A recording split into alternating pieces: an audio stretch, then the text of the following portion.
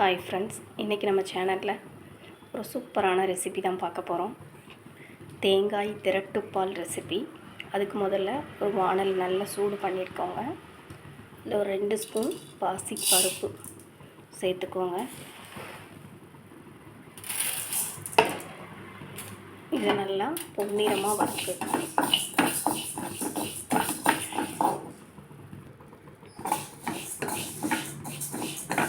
இது நல்லா வாசனை வர அளவுக்கு நல்லா வறுத்துக்கோங்க. அப்போ தான் இது ரொம்ப சூப்பராக இருக்கும். இப்போ பார்த்திங்கன்னா பாசிப்பருப்பு நல்லா வறுபட்டுருச்சு. இப்போ நம்ம அடுப்பை ஆஃப் பண்ணிக்கலாம். இப்போ இதை ஒரு தட்டில் கொட்டி நல்லா ஆற வச்சுக்கலாம்.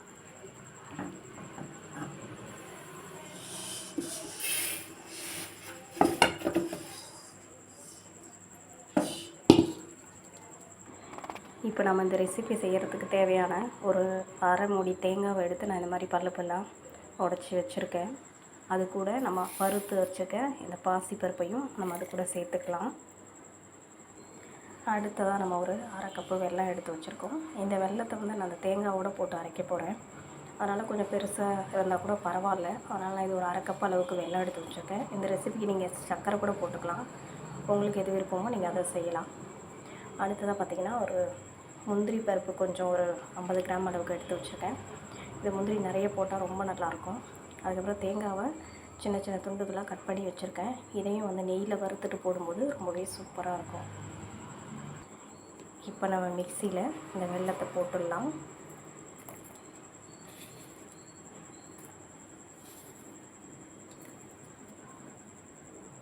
அவ்வளோதாங்க. இப்போ அரைச்சிட்டு நான் காமிக்கிறேன். அவ்வளோதாங்க, அரைச்சிட்டு வந்தாச்சு. இப்போ இதை நம்ம ஒரு பவுலுக்கு ட்ரான்ஸ்ஃபர் பண்ணிக்கலாம். அவ்வளோதாங்க, இதை நம்ம அரைச்சி இப்போ ரெடி பண்ணிட்டோம்.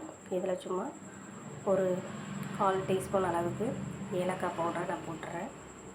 அடுத்து சும்மா ஒரு பிஞ்ச் அளவுக்கு உப்பு சேர்த்துக்கலாம். நான் உப்பு சேர்க்கும்போது தான் இந்த டேஸ்ட் ரொம்ப நல்லாயிருக்கும். சும்மா லைட்டாக சேர்த்துக்கிறேன். உங்களுக்கு வேண்டாம்னா நீங்கள் ஸ்கிப் பண்ணிடலாம். இப்போ இதை கலந்து வச்சுக்கலாம். இப்போ இதை ஸ்பூனை வச்சு நல்லா கலக்கியாச்சுங்க. இந்த மாதிரி கலந்திங்கன்னா தான் உங்களுக்கு அதில் அந்த உப்பெல்லாம் எல்லா இடத்துலையும் சேரும். ஏலக்காவும் நல்லா எல்லா இடத்துலையும் சேர்ந்து வரும். இப்போ அடுத்ததாக நம்ம அடுப்பை பற்ற வச்சு ஒரு வானல் வச்சுக்கலாம். அடுப்பு பற்ற வச்சு வானல் வச்சாச்சுங்க. இப்போ வானல் நல்லா சூடான பிறகு ஒரு 2 ஸ்பூன் நெய் விட்டுக்கலாம்.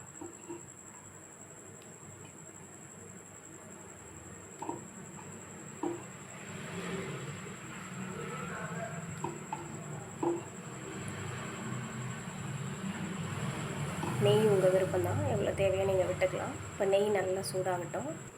இப்போ நெய் சூடாகிடுச்சு. அதில் நம்ம எடுத்து வச்சுருக்கக்கூடிய இந்த முந்திரியை ஃபஸ்ட்டு நம்ம வறுத்துக்கலாம். முந்திரி நல்லா கோல்டன் ப்ரௌன் வர அளவுக்கு நல்லா வறுக்கணும். இப்போ முந்திரி நல்லா பொரிஞ்சிடுச்சிங்க. அதை எடுத்துடலாம். இதே நெய்யில் நம்ம எடுத்து வச்சுருக்க அந்த தேங்காவையும் நல்லா வதக்கிடலாம்.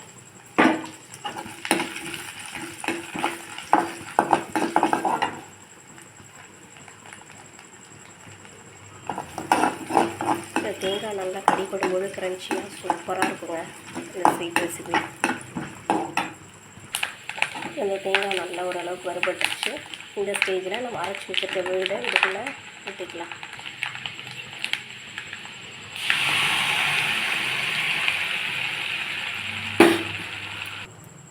அவ்வளோதாங்க. இதை நல்லா கிளறி விட்டுட்டே இருக்கணுங்க. நல்லா அல்வா பதத்துக்கு வர மாதிரி கிளறி விட்டுட்டே இருக்கணும். அடி பிடிக்காமல் பார்த்துக்கணும்.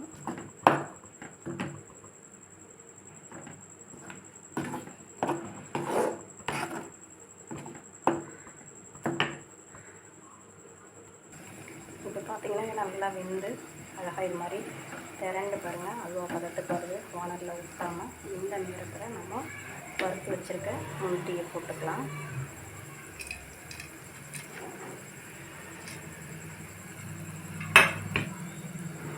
அவ்வளோதாங்க, சூப்பராக ரெடி ஆகிடுச்சு பாருங்கள். நெய்யெல்லாம் அப்படியே பிரிஞ்சு வர ஆரம்பிச்சிச்சு. நான் இடையில ஒரு 2 ஸ்பூன் நெய் ஊற்றினேன்.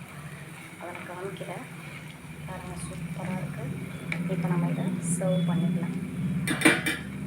ஸ்டவ் ஆஃப் பண்ணிக்கலாம். இப்போ பார்த்திங்கன்னா தேங்காய் ரெசிபி சூப்பராக ரெடி ஆயிடுச்சு.